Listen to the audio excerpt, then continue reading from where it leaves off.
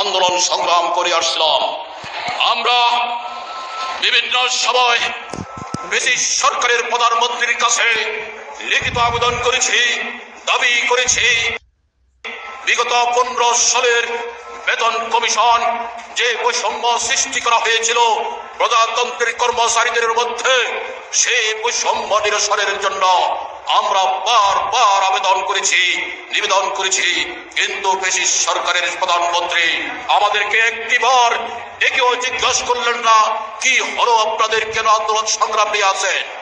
প্রিয় উপস্থিতি, আপনারা জানেন ইতিমধ্যে ব্যাংক সেক্টরে দৈনিক টিফিন ভাতা করেছে 400 টাকা, আর আমরা কর্মচারীরা পাই মাসে 200 টাকা। সেই ক্ষেত্রে প্রতিদিন করে 6 টাকা 66 পয়সা। তার বৈষম্যের একটা এক্সাম্পল থেকে বৈষম্য ধরে নেওয়া যায় কোথায় কোথায় বৈষম্য হচ্ছে। আজকে ব্যাংক সেক্টরে যদি প্রতিদিন 400 টাকা টিফিন ভাতা হয় আর আমরা পাই 6 টাকা 66 পয়সা, এটা কি স্বাধীন দেশের আলামত, স্বাধীন দেশের সুশাসন? দেশ স্বাধীন করা হয়েছে এই সমস্ত নেতৃবৃন্দের নেতৃত্বে, অথচ আমরা সুশাসন এখনো প্রতিষ্ঠা করতে পারিনি। আরেকবার এই যে জুলাই আগস্টের বিপ্লব সূচনা করেছে, আরেকবার সুশাসনের জন্য বিপ্লব প্রতিষ্ঠা করতে হবে, তবে এই দেশে স্বাধীন দেশের মানুষ আমরা সুশাসনের আওতায় আসতে পারবো বলে আমরা আশাবাদ ব্যক্ত করতে পারি। আসুন, যাতায়াত ভাতা এখনো প্রতিদিন আমরা 10 টাকা পাই। 10 টাকা যাতায়াত ভাতায় কিভাবে সম্ভব এটা আমরা জানি না। সরকারের উচ্চ পর্যায়ে যারা ফিনান্স মেনটেন করে, যারা ফিনান্সের নেতৃত্ব দেয়, তারা এক শোষক শ্রেণী। ওই শোষক শ্রেণীরা আমাদেরকে নিম্ন দামের লোকদেরকে শোষণ করে যাচ্ছে, শোষণ করে যাচ্ছে। প্রিয় বস থেকে আপনারা এর জন্য আন্দোলন সংগ্রামের জন্য প্রত্যেককে প্রস্তুতি নিতে হবে। এখনো 10 টাকা প্রতিদিন যদি যাতায়াত ভাতা হয় কিভাবে সম্ভব? মেট্রো রেলের ভাড়া আপনার উত্তরা থেকে মতিঝিল পর্যন্ত কত নির্ধারিত হয়েছে এই সরকারি করেছে, তাহলে আমাদের এখনো প্রতিদিন 10 টাকা আমাদের যাতায়াত ভাতা। চিকিৎসা ভাতার কথা বলি, আমরা লজ্জা দিতে চাই না আমাদেরকে। আগামী দিনে এই দেশের সামনে যে নির্বাচন আসছে, এই সামনে নির্বাচনের পরে আমাদের অতিথিবৃন্দরা রাষ্ট্রীয় ক্ষমতা গ্রহণ করবে, আমাদের অতিথিবৃন্দরা রাষ্ট্রীয় ক্ষমতা গ্রহণ করবে, তখনও যেন আমাদেরকে বলতে না হয় আগে যেমন শাসন করেছে, শোষণ করেছে, এখনো একই কায়দা চলছে।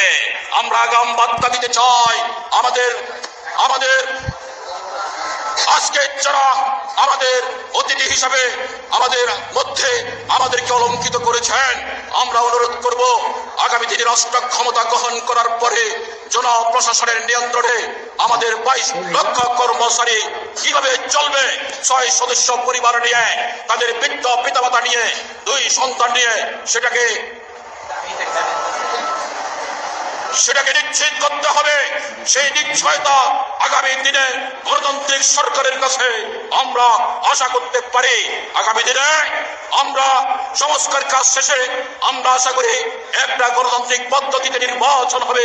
সেই নির্বাচনের মাধ্যমে আমাদের যে সরকার গঠিত হবে, সেই সরকার নিয়ন্ত্রণে আর কোনো অবিচার বেবিচার শোষণ আর থাকবে না, আমরা সেটা আশা পোষণ করতে পারি।